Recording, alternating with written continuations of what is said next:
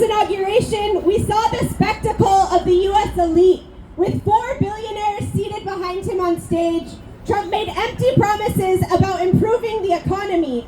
Unfortunately, it is clear that for the next 4 years, the people of the U.S. will continue to be deprioritized in favor of profits, war, and advancing the interests of the 1%. However, all around the world, people are today and continue to oppose this and fight back against U.S. empire. We may feel overwhelmed and think that we are alone or cannot achieve anything, that we just have to buckle in for the next 4 years and hope that we can vote in someone better. But I promise you that together we have everything to win in the next 4 years. Please welcome Cody, part of the Global Secretariat of the International League of People's Struggles, the largest democratic, anti-imperialist grassroots alliance of people's organizations in the world.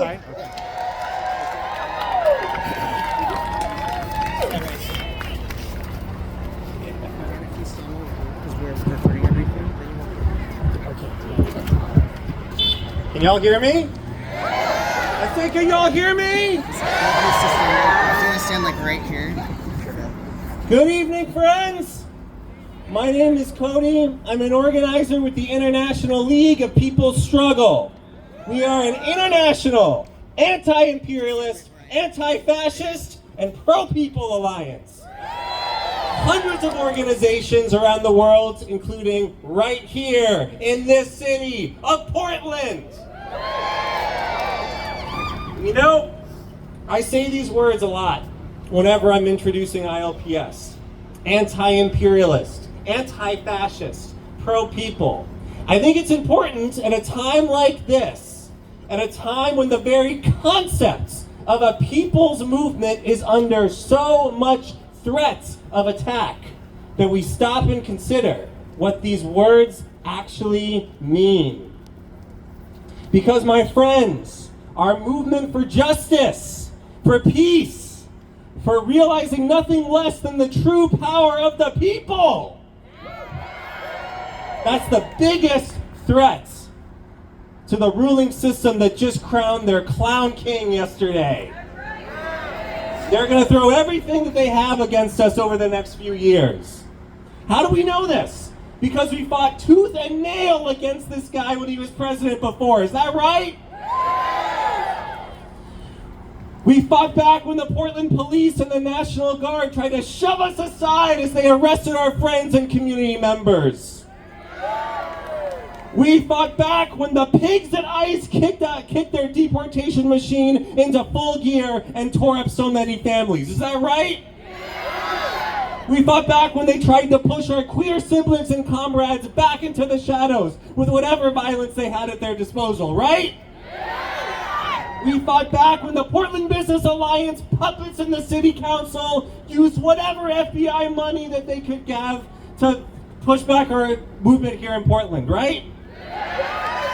And we fought back against every single war that this scumbag started and kept raging. But how else do we know this is coming? Because, newsflash, it never stopped. I see so many people here, so many who've been in the streets for months, for years, for decades we've been fighting this, right? Did Biden give us the change that we wanted? No! Biden and Trump, they're both products of the racist, genocidal U.S. empire. And every single president has been an enemy of the people. We got a whole system we're living under that's more anti-people than anything I can possibly imagine right now.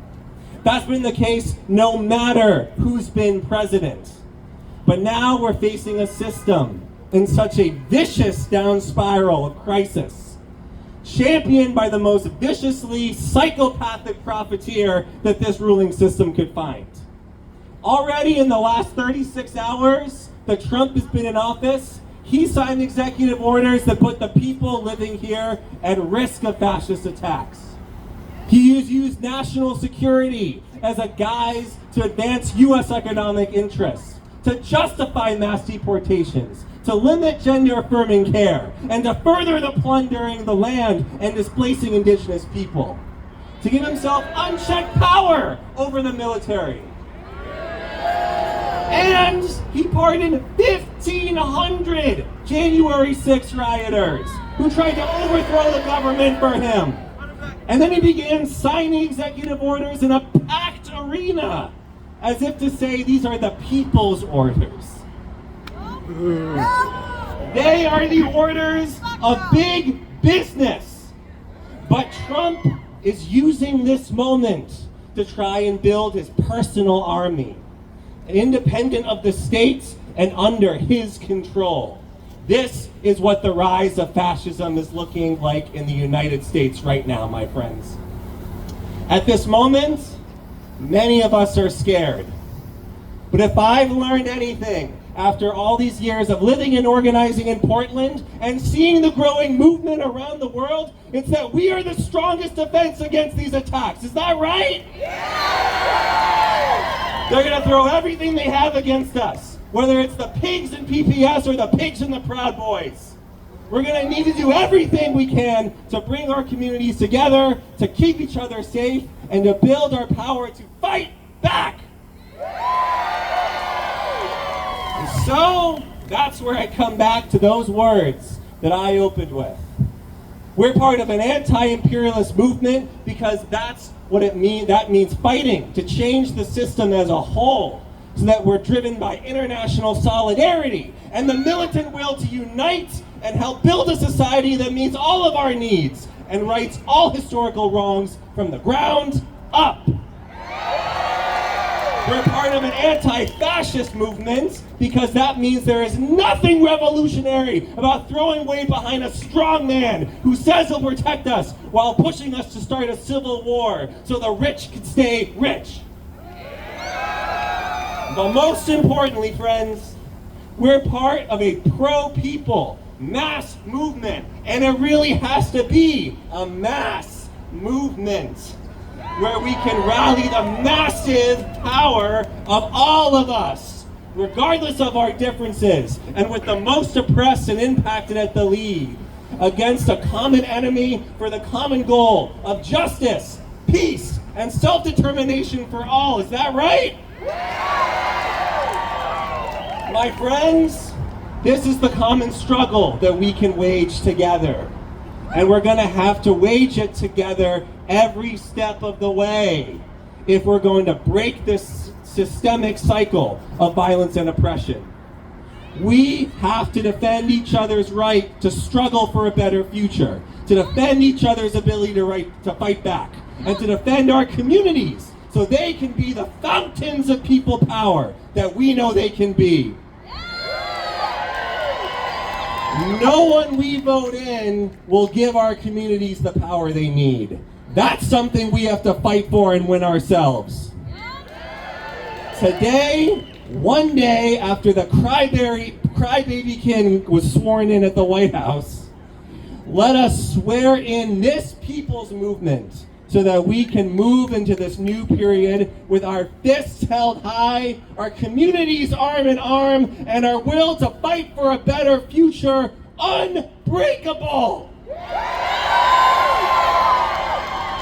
I want y'all to look to the people beside you. Look at your community gathered here tonight. Remember this moment, friends. Remember the spirit of camaraderie that binds us together. And so now, to swear in our movement together, if you feel so moved, repeat after me. And if you feel so moved, hold your fist high. And remember that no matter who you are, if you have community, if you're organized, then you have power and you can fight. Now repeat after me.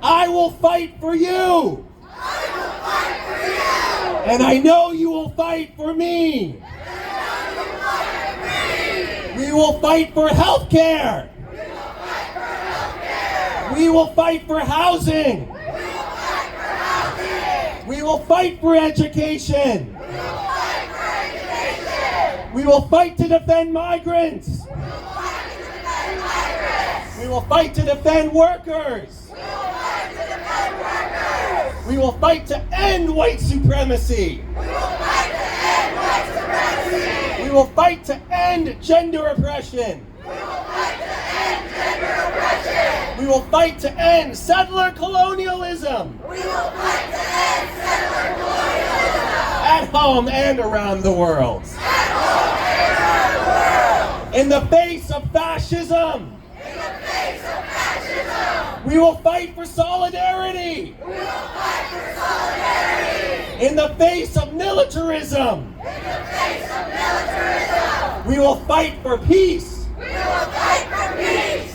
In the face of oppression, In the face of oppression. we will fight for justice. We will fight for justice. And in the face of imperialism, In the face of imperialism. we will fight for self-determination. We will fight for self-determination. Because an organized community is a safe community. Because an organized community is a safe community. Because a mass movement is a powerful movement. Because a mass movement is a powerful movement. Because a people's power is an unbeatable power. Because the people's power is unbeatable power. We will fight together We will fight together. because it is our duty to fight. Because it is our duty to fight. And it is our duty to win. And it is our duty to win. We must love and protect one another. We must love and protect one another. And we have nothing to lose but our chains. We have